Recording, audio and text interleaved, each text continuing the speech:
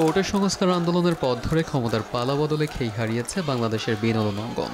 এর প্রভাবে চলচ্চিত্র, নাটক, ওটিটি, সঙ্গীত, মঞ্চসহ সব ক্ষেত্রে এখন বিরাজ করছে স্থবিরতা।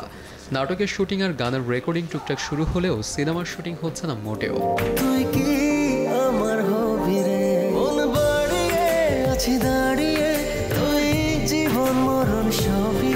লোকসানের সংখ্যায় আপাতত নতুন সিনেমা মুক্তি দেওয়ার কথা ভাবছেন না প্রযোজক, পরিচালকরা।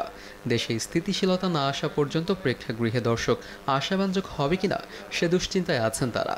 তাহলে কেমন যাচ্ছে দেশের প্রথম সারির চলচ্চিত্র তারকাদের সময়?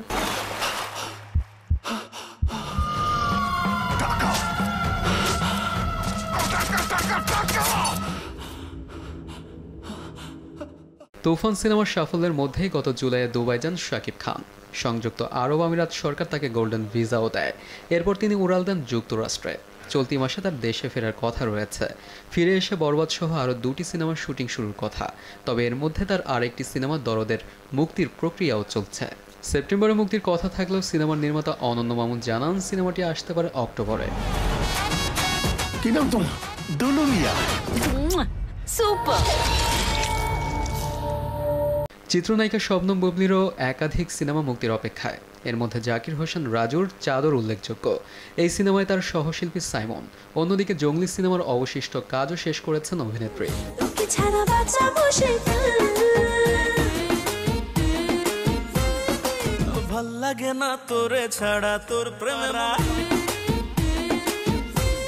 এদিকে জঙ্গলি সিনেমার 2 দিনের শুটিং বাকি ছিল সিয়ামের, কিন্তু কিছুদিন আগে ঢাকায় সেই শুটিং শেষ করেছেন তিনি।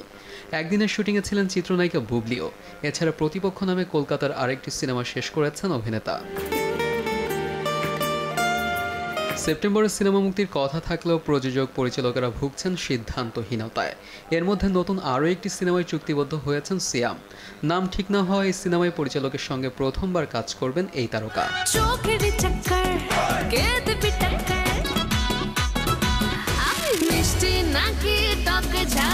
অন্যদিকে 2টি সিনেমায় অভিনয়ের ব্যাপারে কথাবার্তা প্রায় পাকাপাকি হয়ে আছে পূজা চেরির। এছাড়া মাসুদ রানা নামেও একটি চলচ্চিত্র মুক্তির অপেক্ষায় আছে এই তারকার। গত বছর সুরঙ্গ সিনেমায় অভিনয় করে আলোচনায় আসেন তমা মির্জা। এরপর বছর পার হলেও নতুন কোনো অভিনয়ের খবরে ছিলেন না তিনি। মাস 2 আগে 2টি সিনেমায় চুক্তি সই করলেও শুটিং শুরু করতে পারেননি। চুক্তি সই করেছেন একটি ওয়েব সিরিজের। ARM সাদাত, দেশ টিভি।